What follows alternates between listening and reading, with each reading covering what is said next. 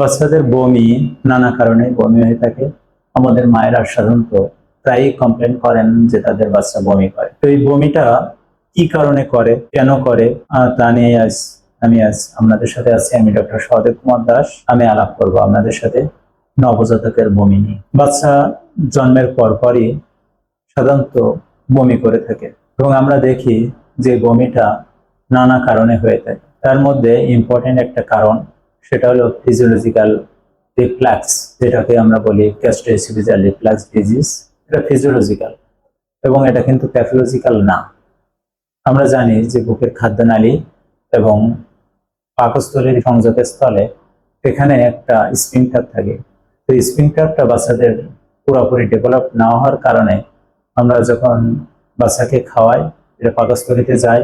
আবার বাচ্চাটা যখন কাচ্চিত উলট পালট হয়, তখন এই পাকস্থলীর খাবারটা এটা মুখ দিয়ে বেরিয়ে আসে। এটাকে আমরা বলি যে ফিজিওলজিক্যাল চার্ট। আরেকটা কারণ আমরা পাই, আমাদের মায়েরা সাধারণত বাচ্চাকে বেশি বেশি ফিড দেন, খাবার দেন, বারে বারে খাওয়ান, বেশি বেশি করে খাওয়ান।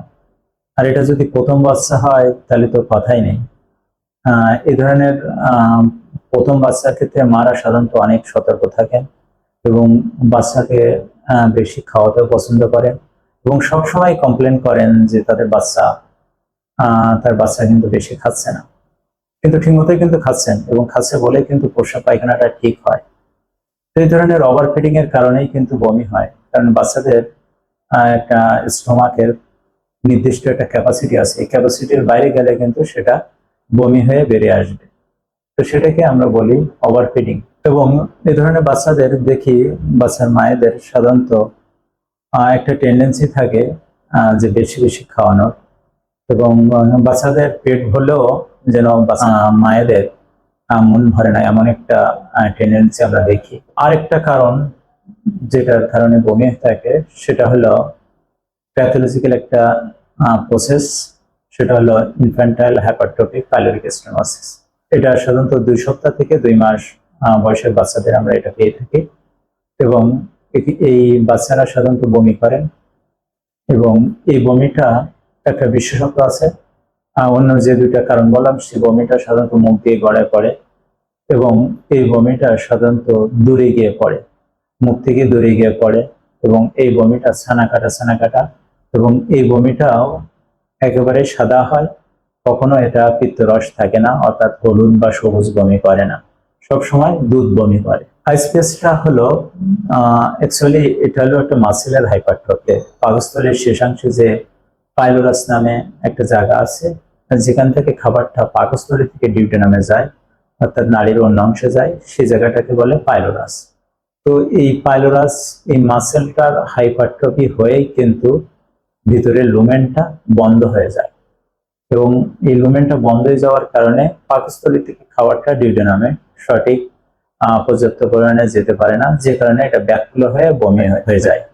এটাকে কিন্তু আমরা ইনফ্যান্টাইল হাইপারট্রফিক পাইলোরিক স্টেনোসিস বলি। তো এই ধরনের একটা বাচ্চা সাধারণত আমরা যখন দেখি, তো এরা দেখি এই বাচ্চাটা সাধারণত প্রথম বাচ্চা হয়ে থাকে এবং এটা মেল বাচ্চা হয়ে থাকে। প্রথম বাচ্চা এবং মেল বাচ্চাদের সাধারণত এই ডিজিজটা আমরা কমন পাই এবং এটা যে কোনো বাচ্চার ক্ষেত্রে আমরা পেতে পারি। এটা তৃতীয় বাচ্চা, চতুর্থ বাচ্চার ক্ষেত্রে আমরা পাই, এটা ফিমেল বাচ্চার ক্ষেত্রেও পাই।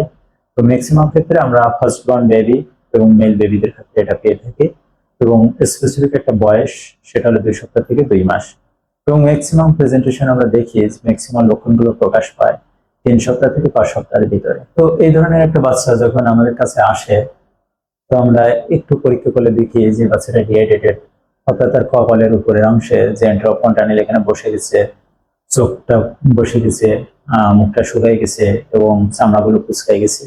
এই ধরনের লক্ষণগুলো থাকে, যে থাকলে আমরা বুঝি যে বাচ্চাটা ডিহাইড্রেটেড এবং বাচ্চাটা ঠিকমতো ওয়েট গেইন করে না। এই ধরনের বাচ্চা ঠিকমতো ওয়েট গেইন করে না, ঠিক আছে, জন্মের পরে 3 কেজি 2.5 কেজি ওজন আছে, এই 1 মাস পরে গিয়ে দেখা গেল যে তার 2 কেজি ওজন আছে, অথবা 1.5 মাস পরে গিয়ে দেখা গেল যে তার ওই জন্মের সময় যেমন ওজন ছিল তেমন ওজন আছে। এই ধরনের বাচ্চা যখন আসে, আমরা ভালোভাবে খেয়াল করলে দেখি যে পেটের উপরে অংশে একটা ফোলা থাকে এবং এই ফোলাটা একটু নড়াচড়া করে। এই ফোলাটা সাধারণত বাম পাশ থেকে ডান পাশের দিকে যায় এবং রিল্যাক্স বেবিতে যদি আমরা ভালোভাবে পালপেট করি, একটা ছোট একটা মাছের মতো আমরা পেতে পারি, যেটাকে আমরা পাইলোরিক টিউমার বলি বা অলিভ বলি। এবং এই ধরনের বাচ্চাকে আরেকটা পরীক্ষা করি আমরা, সেটা হলো আল্ট্রাসোনোগ্রাম, যেটা একটা ইজিলি অ্যাভেলেবল একটা আল্ট্রাসোনোগ্রাম। বাট এই আল্ট্রাসোনোগ্রামটা অবশ্যই একটা কোয়ালিটিফুল আল্ট্রাসোনোগ্রাম হতে হবে। দ্যাট মিনস যিনি আল্ট্রাসোনোগ্রাম করবে তাকে অবশ্যই এক্সপিরিয়েন্স হতে হবে। অর্থাৎ ম্যান বিহাইন্ড দ্য মেশিন একটা ইম্পর্টেন্ট রোল প্লে করেন এখানে। যিনি আল্ট্রাসোনোগ্রাম করবেন উনি যথেষ্ট এক্সপিরিয়েন্সড হলে একটা ভালো রিপোর্ট দিতে পারবেন যে ইনফ্যান্টাইল হাইপারট্রফিক পাইলোরিক স্টেনোসিস আছে কি নাই। কিছু জিনিস আমরা আল্ট্রাসোনোগ্রামে দেখি, সেটা হলো পাইলোরিক মাসেলের থিকনেস, যেটা 4 millimetre or more, pyloric diameter যেটা 12 মিলিমিটার অর মোর, এবং পাইলোরিক যে চ্যানেলের লেন্থ এটা 16 মিলিমিটার অর মোর।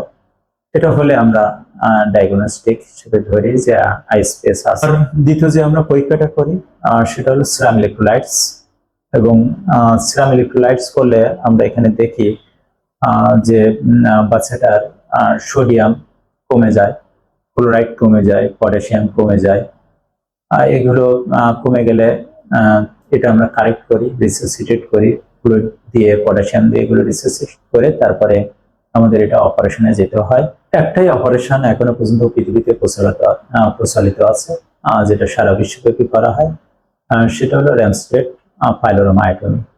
অর্থাৎ মাসেলের যেখানে হাইপারট্রফি হয়েছে, সেই হাইপারট্রফিক মাসেলটা ওপেন করে দিলেই এই খাবারটা ভিতরে যে লুমেনটা এটা বড় হয়ে যায় এবং খাবারটা ইজিলি তখন পাকস্থলী থেকে এটা ডিউডেনামে যেতে পারে।